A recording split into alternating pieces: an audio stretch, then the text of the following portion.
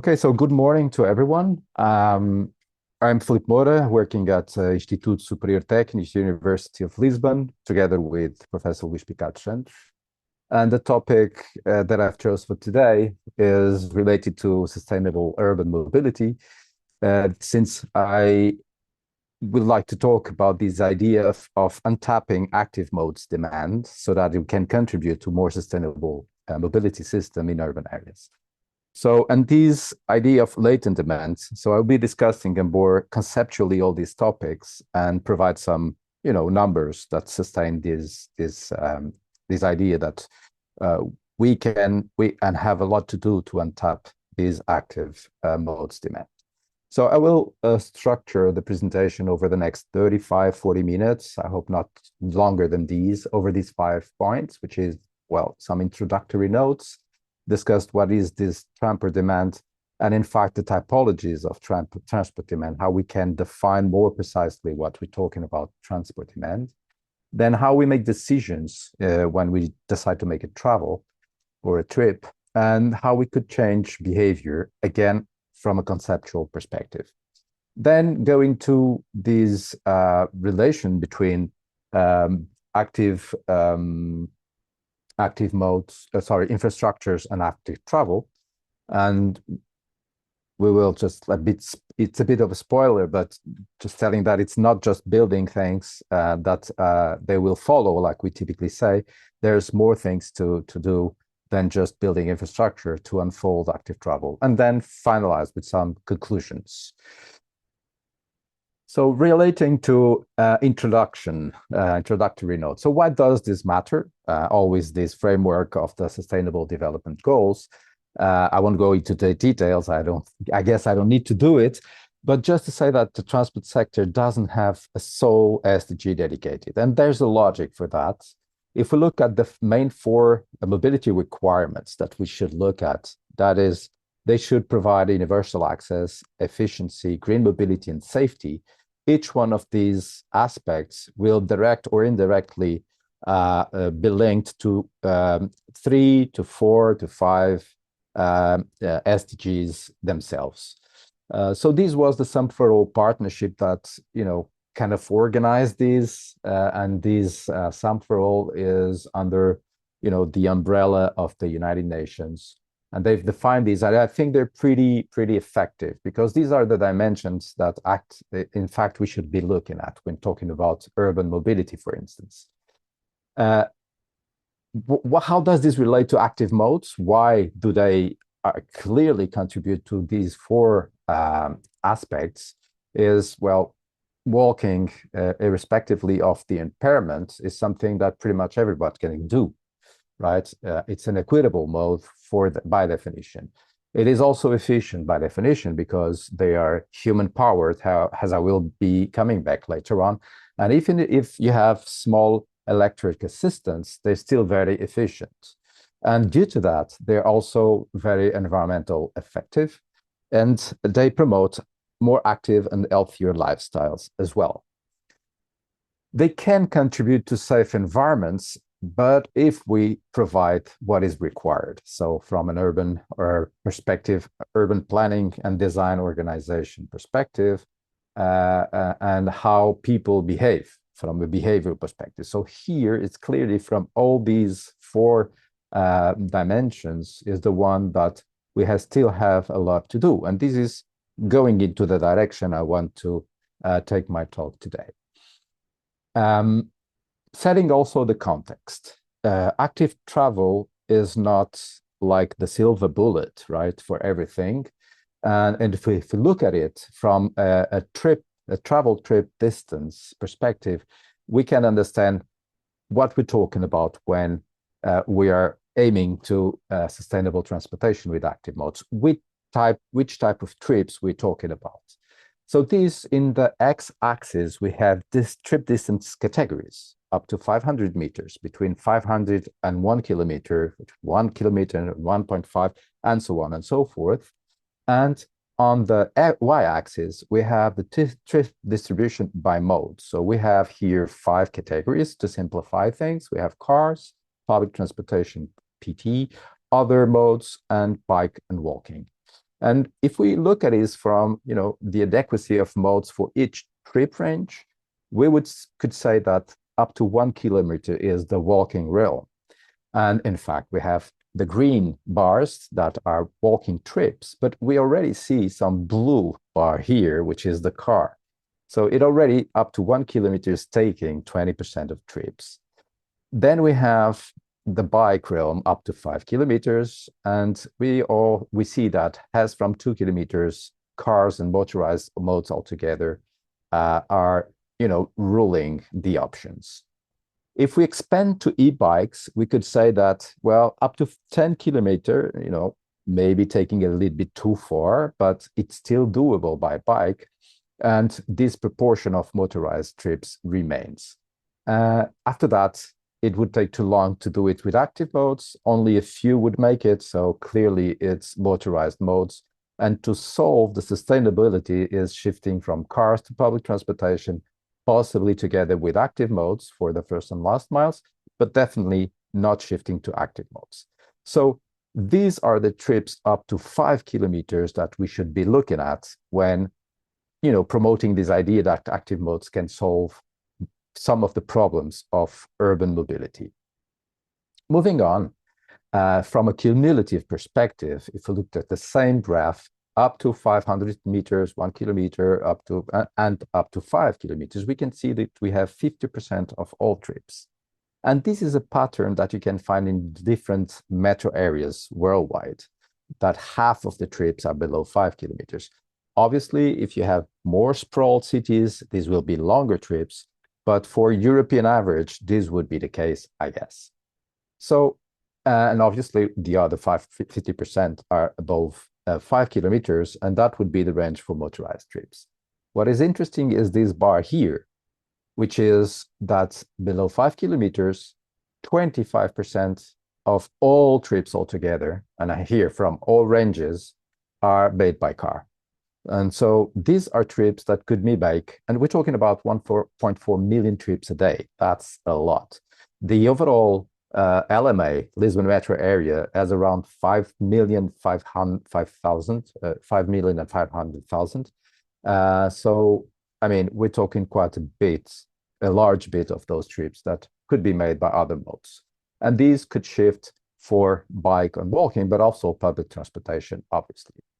So there's a huge potential for shifting. And that's one of the main ideas and figures I wanted to bring here. And I think it would be good that every city has this quantification done so that they know where they should tackle their, targets and what they should target for making this shift more effectively. So this brings me to the, main objective of the seminar today, which is understand the demand for an active travel understand the demand for active travel from a behavioral perspective to untap the corresponding potential and decrease modal share or regular trips. So the next chapter of today's lecture is, well, what is transport demand, which is the basic stuff. And so let's go to the basics. I guess this was already said here a few times, or all of the students know this, as transport demand is derived from every other activity. So we don't travel per se. We travel because we typically want to reach a destination and from an utilitarian perspective, perform that economic activity or socioeconomic activity, better saying. And so this is a simple example where we would start from home in the morning, go to work, go to a pizza shop, go back to work, take the kids at school, go to the groceries, and go back home. So this is what we call a tour over a day. And since I have, some uncertainty and I don't know exactly how it's going to be with the kids and so on, well, I decide to take the car, which brings flexibility. And I walk to the pizza shop because it's nearby. I go back home to work, pick up the kids, go to the groceries, and go home. A very boring day. So, but this is a planned day. And many times, this is the yin and yang between activities and mobility, that they influence each other. But sometimes our plans change. And for example, I don't have to pick up the kids and food is not an issue anymore. And this makes me change my planning. And since I have a nice cycle lane to go to work, I pick up the bike and go back. And this is what we call, there's a redistribution of mobility. There's not new mobility, there's a redistributed mobility. So it's the same activities with modal shifts. When we have an untapped demand, is not only because I have I have time for doing another thing, is because I can do it. And for example, at the end of the day, I can go and have a jog or walk in the park nearby. So this is what we call the latent demand that was activated. There's a new activity, which in this case is sports. And in this case, not an utilitarian travel, but undirected travel, because we are traveling per se. We're not going to any destination. So when we reach a destination where has socioeconomic activity, that's what typically we call utilitarian travel. When we don't have a destination in itself, then it's undirected travel, mostly related to leisure, like strolling in a city, for example. So this said, I'm stepping into what really interests me today. So is this idea that we have realized and unrealized demand. And as I show this yin and yang thing, is that we typically don't have mobility if we don't have socioeconomic activities. So we can't split these two concepts when we're trying to unfold demand. If we want to unfold demand, we have to look at both the activities before looking at the travel modes or infrastructures. So the realized travel demand is, I could say, the trips I've realized and the activities I've met. Okay. And there are two types, those that were not redistributing, which are the existing trips, the things I've done, and the redistributed existing trips, like the example I gave before. Because I didn't have to go and pick up the kids at school or go to the groceries, I can choose another mode. So the same activity, possibly similar routes that I would have taken by car, but with a different mode. But this redistribution is not only changing modes. You can have redistribution because I changed time of travel, because I changed the frequency of travel, the destination. So there are many ways to have this redistribution.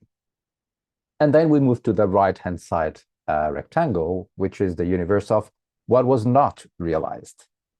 And so the trips I couldn't make or didn't make, they can still have these two types of activities. Those that are the realized activities and the unrealized activities. So when can I meet my activities without making a trip? Well, when I have avoided trips, and this is the remote work activities or tele-shopping, telework, and whatever. Okay, so these are trips I did have to make before, and I avoided it because I could meet my activities somehow in a different way that don't require me to travel. And then the unrealized activities that I can untap. So, and here, this is like a proposal that Kelly Clifton from, today in British Columbia and myself have proposed, is what we would call generative demand, and specifically for active modes. And we'd split these into two different concepts, what we called the induced demand and the latent demand. So in this context, we have different schools that define latent demand in many different ways. You have economics, you have marketing, and you have engineers. All of them have been using these two terms a bit interchangeably. Okay, and what we try to define from a mobility planning perspective, it would be interesting to disentangle them and clarify would be one or the other. So the induced demand is, I want to, and now I can, because the transport system allows me to do. And the concept of induced demand has been proposed in transport engineering for a long time, back to the 60s of the previous century, when you would build a new freeway and you would divert trips, but generate new trips that were not made. So this is, I knew that I had to do those activities. I somehow could do them or not, but now I can because the transport system allows me to do. So it's transport improvement driven trips, new trips that can have an immediate fulfillment as soon as you have that unfolded. And then you have the latent demand is I would or might like to, but I can't yet. So I would is I kind of am aware that I could do that, but I can't because either there are other non-transport barriers like time poverty, which is we don't have the time to do those activities, although I'm aware I would and could do them. And that I'm not aware that I could do those activities because I didn't know I could reach them. And that's related to other aspects that are not transport system directly related. They're how people perceive the transport system availability. So to dig in a bit again, if you look at this from these two axis perspectives, the awareness of whether I want or not to do this activity and how the transport system is capable to satisfy the trips that I need to do to reach those activities. So this is, well, I know that I want to do, but the transport system doesn't allow me to do. I know that I want to do and the transport system allows me to do. This is the transport system allows me to do, but I don't know that I want to do it. And finally, I don't know, and the transport system doesn't allow me. So the first one, the activities are desired. So there's an awareness about I could go to sports, I could go to have fun, to a restaurant, whatever. But the transport system cannot accommodate. For example, I'm an impaired person and I can't have a car, and public transport system does allow me to reach that. So this is a simple example. And if you improve the transport system or review land use planning and activities, you bring them closer together, maybe you will improve everything and the transport system, and you will unfold the trip directly. Here is the activities are desired and the transport system can accommodate, but other barriers exist. The time poverty is the most typical example for these. So these are due to non-transportation barriers. Other measures outside of the urban mobility planning realm will impede the activities to occur. Then this is the more tricky one. So it's still latent demand because, well, although the activities are not desired, meaning that I'm not aware I could do it, but the transport system can accommodate is lack of awareness. Both of the activities location, and that has to do with urban planning and people living the city, but also fight mobility literacy. It's like, I didn't know that I could cycle safely to that park easily. I didn't know that now I could walk safely and securely to that, business districts or to that restaurant area. And so we do have to provide pervasive information regarding these things for active modes and campaign for active travel. Finally, the last quadrant is our activities are not desired. The transport system cannot accommodate. So we're talking about the future. It's preparing for the future. And this is urban mobility plans like Professor Picado Santos mentioned. And this has to have this anticipation of what can be done in the different areas of the city and against citizens to potentially do new activities. So I guess I went into the big details I wanted to. Hope I was clear enough to define these two concepts. So what's next? Okay, we know that we have different types of demands. Is how do we make decisions when traveling and how do we change those decisions potentially? So I resort to unified theory of travel decision-making proposed by Patrick Singleton when he was doing his master thesis. So he brought together all these theories of travel plan behavior and all the others, and he tried to unify them in a single framework that is very interesting. So, like I said in the beginning, any trip begins with a decision to have an activity, socioeconomic activity, and this unfolds a travel decision-making process. So the first thing that typically we face is this hierarchy of travel needs. It works like the Maslow's pyramid for human needs. So each step, you can't go to the next step before you can fulfill the previous one. So that is, stepping a hierarchy scale. And it makes some sense if you think like this, like the feasibility has to do with individual characteristics. We're talking about our demographics. the socioeconomics of the family, of the household, our life cycle stages, we will have different limitations and how we can make and consider different modes.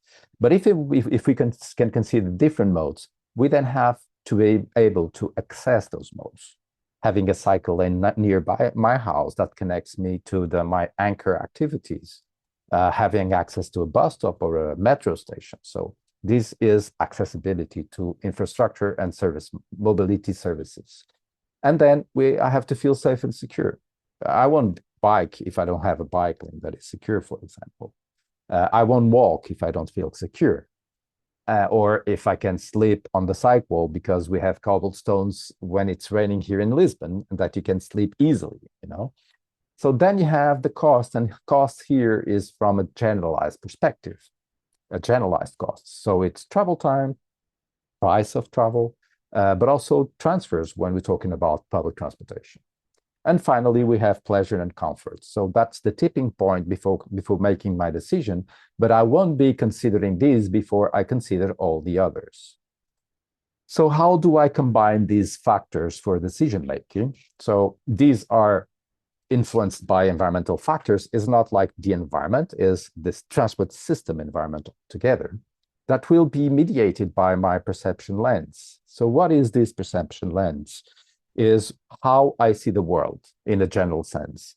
It is formed by my norms, my attitudes, my values, and my beliefs. Okay, so these, in a general sense, like I said, how I see the world. And then I will make a decision rule by combining and weighing these different factors that will also be moderated by who I am and at what life cycle stage I am and my socioeconomic conditions. So I will have a compensatory analysis of these factors that can change depending on who I am, make a decision rule, and have an outcome of what is the trip that I will have or the trip pattern for more regular trips. And this is the time of travel, the mode that I choose, how often I do the trip, etc., etc. If I like it, then this can become a habit, and I will reinforce my decision rule. If I dislike it for any reason, or something new is in the transport system, then I will explore again my travel needs and reequate everything so that I potentially have a new decision rule. And this is what we want to do when we want people to change behavior, is that they go back to their travel needs hierarchy, weigh differently the aspects so that I can potentially change my decision and have a different outcome. So we're expanding this in a research that I did with Paul Kembra.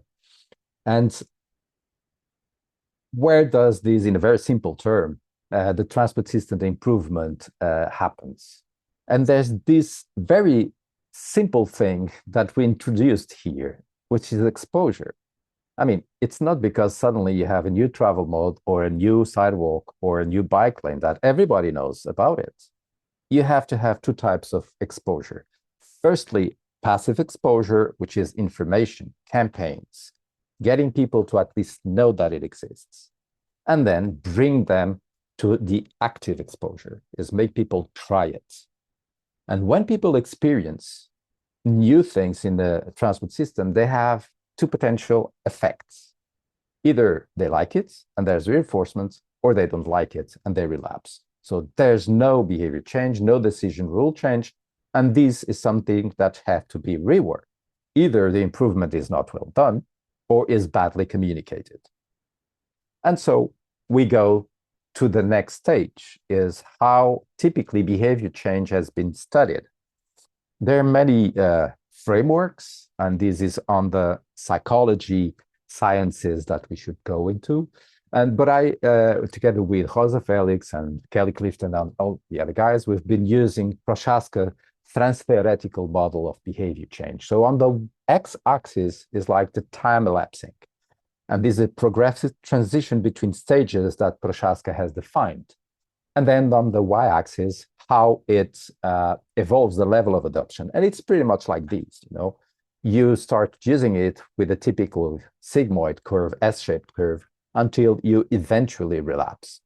So these are the stages that Prochaska and the other guys have defined. So the pre-contemplation is like, just a detail before I go into this explanation, and this is used for health. It's like for fighting addictions. So here the analogy is a bit, strong, is addiction to car dependency, right? So that's, I know it's strong, but it's the analogy that we want to explore. And it's interesting that it can help providing, supporting policy making and implementation. So we have the pre-contemplation is like, I didn't hear of it. I don't need to know, and I don't want to know. I don't want to quit smoking, basically, for example. So then somebody tells you, you should quit smoking because there's these effects. Maybe you could try cycling. It has a good effect. It's nice. So that's the contemplation stage. And this is when you are passively exposed to the thing. And then you go to the active exposure and you plan, okay, I'm going to try it. I'm going to download the app and make my subscription to the bike sharing system. And then one day I will make it and I start acting. And then I might maintain if I like it. But if I have I'm scared somehow, I did feel insecure at some point, then I will relapse. This works for public transportation as well. It's like I lost my meeting, I arrived late, I won't do public transportation again, for example. So these are two critical stages.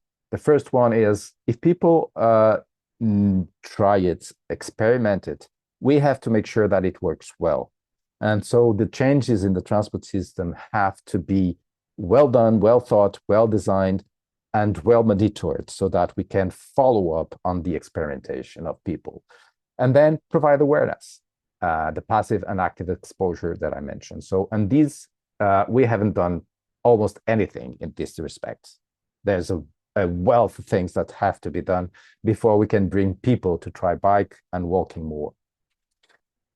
So, having explained the decision-making and how we can change behavior in very simple terms, how does infrastructure and active travel relate? And I will be very brief here. I don't know how much time I've went through. Still have 10 minutes or so, right? So the first thing, let's define walkers and cyclists, okay? I know it's very simple, but I mean, we should make the difference. So why are they different from motorized modes first? And why we have to think about these modes differently? It's not like the typical generalized costs that we used in motorized modes, like travel time, travel costs, and very measurable, objective aspects, tangible variables. Here we have different aspects. So they are human powered, already mentioned it. So that's why they are energy environmentally neutral. They are precursors of many positive implications, for instance, social interaction, and they value for themselves what we call the positive travel utility. I like walking. I like cycling. It makes me feel good, okay? And but they're also exposed to negative aspects compared to motorized trip, like greater direct exposure to negative environmental and safety conditions. Trip and route choices face many more decision factors beyond generalized costs. Security, weather exposure, orography, subjective factors like I'm tired today, stuff that is very intangible, but makes a big difference. And when you factor these aspects somehow in an utilitarian approach, like discrete choice models, these make a big part of the utility function, how people value active travel. So that's why it's more difficult to work with active travel, even when we're doing models. A lot of heterogeneity and a lot of uncertainty on how people make decisions. And that's why as well it's so interesting to go into that direction. So why are these two types of active modes different? It's even easier to know. Walking is unique. We all, irrespective of our level of impairment, we walk every day before we use any other mode. Okay, so the very first mile and the very last mile is always walking. So if you don't have the conditions for people to walk, well, they don't use typically public transportation or other modes besides their private cars that typically is closer to the house that I'm living in. So these, I guess, you all know. But between bikes and pedestrians, there's the travel speed. So it's 3 times faster to use a bike than walking on average. So this means that the range is 3 times farther away. Then we have the energy consumptions. It's twice as effective as walking in terms of energy consumption. So you get less tired for the same trip, besides getting faster there by bike. Walking is more convenient.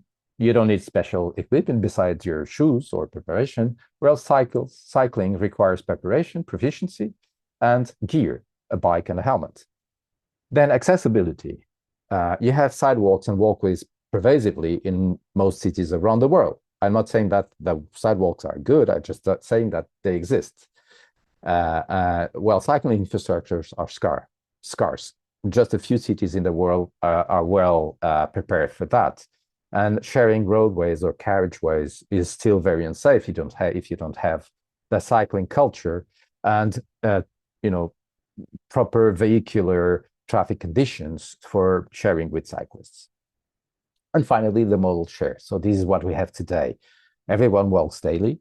And there's a huge underreporting of walking trips in mobility surveys because people don't count for the first and last mile, for example. But you will have to walk to your car every day. A few cycle. In Lisbon, metro area is below 1%. In Lisbon, municipality is around 2%, slightly more. And the EU average is around 8%. So this brings me to another important aspect, and that is related to that stages of behavior change. So we have the non-users. Okay, so for those who don't know or not acquainted with this topic, there's this person which is Roger Geller. He was working in the municipality of Portland for the Transport Authority. And he classified 4 types of cyclists that are related to these 4 user profiles. So the non-user were the no way, no how. I mean, I don't like biking. I don't like cyclists. I will never cycle. And these would make up around 20% of the total, transport users. And these are not the ones we want to aim to. I mean, we will never get to these guys up front. What we are wanting to target is the potential users when we're talking about active modes or public transportation. These can be up to 60% many times of your universe of potential active mode users. And these are the interested in becoming active. And in the Geller scale is the interested but concerned. And many times the concern has to do with this infrastructure availability, if they know how to use bikes, if they feel secure walking, and so on and so forth. And these are the ones we should be targeting. Why? Because the periodic and the devoted, they are somehow active or are active every day. So these are those that make those percentages of 25, 30% of walkers and the 8% or 10% of bikers. So we want to talk to the 60% who do not know how to bike or are not walking more, but they're not resisting. They're just concerned. And so when we're looking at this from a city perspective, we want cycling maturity, and we could say the same for walking. We want pedestrian maturity of cities. We want more infrastructures and more awareness over time. And so the regular cyclists are somehow active and already active. The potential cyclists are the big chunk, and the non-cyclists are the no way, no how. So if we start from these start a city, like we call them, those that are starting to implement policies, then we want to move to this direction, okay? Have more regular cyclists, reduce the non-cyclists to the minimum, and have potentially an increase of potential cyclists. And then when we move on to the champion cities, we have the majority cycling or walking, a few that are still not totally cyclists or walkers because they can't, and those that don't want. So this is how we would like to progress with policies implemented. So Rosa did her research on these a few years ago, and she had the cycling needs pyramid, to just pretty much with the same logic as the travel hierarchy. And as we can see, we're moving from very fundamental needs to attitudinal needs. It's the same logical. Feasibility, know how to ride a bike, have the network, learn how to ride a bike in an urban environment, which is just different than physical activity things. Then make it accessible and reducing costs by reducing barriers altogether. And finally, making a decision to become a regular cyclist because I'm also worried about my health, because I have a peer pressure, and because I bought a bike, for example. So, and this has to do with the potential and typologies of cyclists and the stages of change. When you are starting, you are on the bottom of your pyramid, and you are a potential cyclist. And as you move on to being a cyclist is because your level of adoption is increasing. So this is important for making decisions of policies and intervention for whom. Who am I talking to? Who are these persons? How do I target them? How do I fulfill the needs of each type of cyclists? And this is the same thing for walkers. So this brings to the last part of today's talk is walkability and bikeability. So starting with walking, walkability is a measure of how the friendly an area is or the built environment is for walking, which is very simple. There are much more complicated ways to define this. But what is interesting is how we measure this. So this is work we did based on Matt Horst et al. Work, which was an EU project. We proposed these indicators of accessibility and attractiveness for pedestrian environments. And they try to combine different dimensions for walking. So connectivity, convenience, comfort, conviviality, conspicuousness. And these are the typical questions that we try to answer. I don't have the time to go into the detail. We added 2 dimensions, which are coexistence with other modes and commitment. This is more like policy oriented, is the more we feel that the community is investing in walkability, the more people will be enthused and confident in using these modes. And then we combine these indicators with some weighting factors and build an index, a walk score from 0 to 100. One of the findings that we had is that different population segments will weigh different dimensions differently. And these are some results that somehow show this. So this is a central area in Lisbon, very close to our university, and it's a very walkable because it's flat, it has typically sidewalks that are nice and so on. So for adults with no impairment, well, it's pretty green, okay? Where green is like the walking heaven, right? But if we move to the elderly or senior citizens, we start seeing some yellowish things. So places that a priori were very good to walk, they become not so good for elderly. And if we go to the impaired citizens, it becomes very red. So why? Because there's a lot of, no curbs that allow for, wheelchairs to go on the sidewalk or step down the sidewalk and so on and so forth. So different pedestrians have different walkability requirements. They will value different factors differently. So the same urban environment can have different walkability scores. We did another case study, which is the Lisbon Central Axis. So this is what we call Avenida da República. And this is already after this was intervened. So this is the after measurements that we did. So this is composed of 3 main avenues, 2 avenues, sorry, Avenida da República, which is the picture we just saw, that then is connected by this Plaza Saldanha, which is a huge roundabout, and you move down to Fontes Pereira de Mel. So what we can see is that we prove that this adagio, that if we have more walkability, you will have more walking. Yes, and it varies. If you have a higher increase in walkability, you can expect a higher increase in the volume of pedestrians. So this is what we did. We measured walkability before and after the interventions and the volumes before and after. So this was interesting also because we did some modeling and we proved that active exposure was a significant trigger for this and passive exposure was not. It's not because people knew that there was an intervention that they walked more. Okay, so that was a big finding.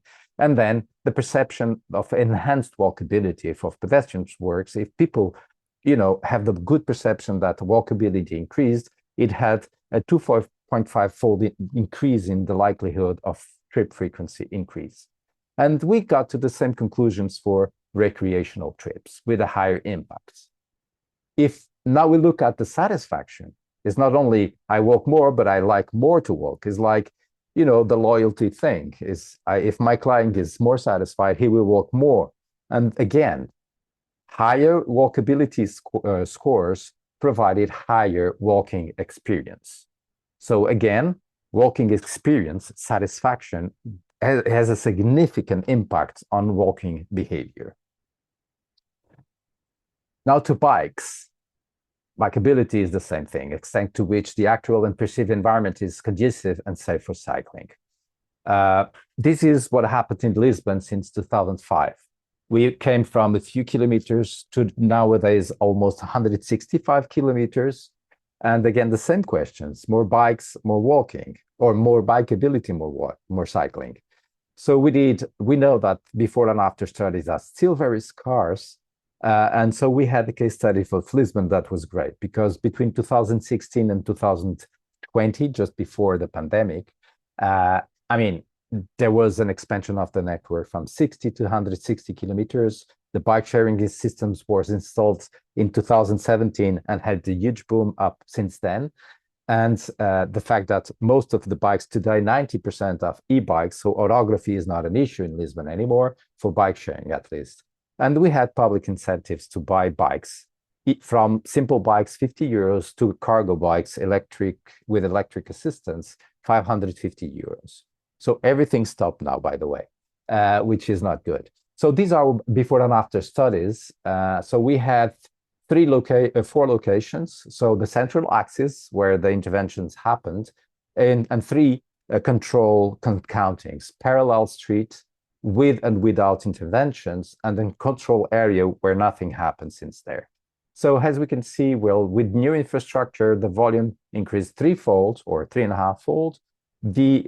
Where there was some cycling infrastructure, it stayed the same, didn't change. Where there wasn't nearby, seems like people transferred from these streets to the new central axis. So this is the redistribution proportion. But as you can see, there's a lot that increased, because it increased much more than the systemic increase from the control area that was 1.3. So when we added to these bike sharing stations, we can see that after having increased 3.5, it increased 2.5 as well.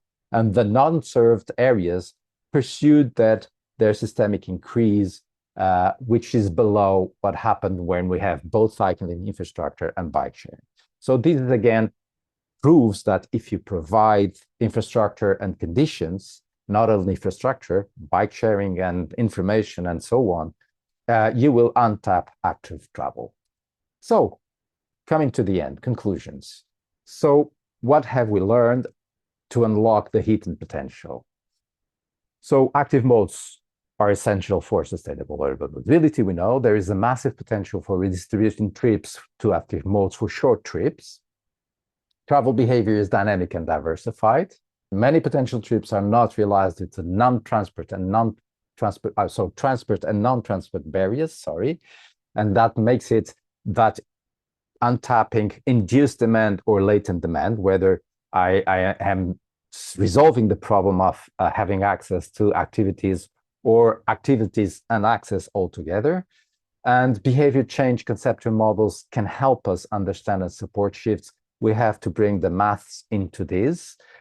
Investing in infrastructure alone is not enough. Awareness, incentives, and behavior stage targeting are key. So we have been looking at the tip of the iceberg. We have to look at what's below the water level. And this is what is difficult to say and to anticipate. So this we need to improve our data.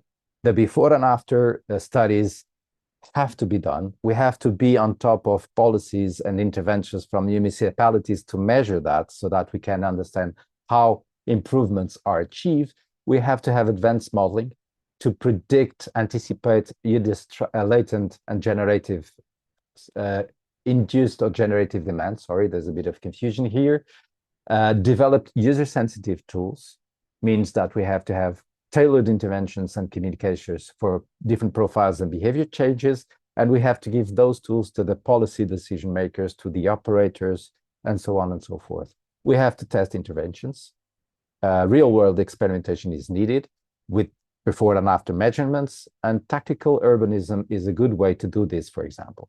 And finally, promote co-benefits. So link active mobility with health, climate, equity, and I would say education around schools is also a good target.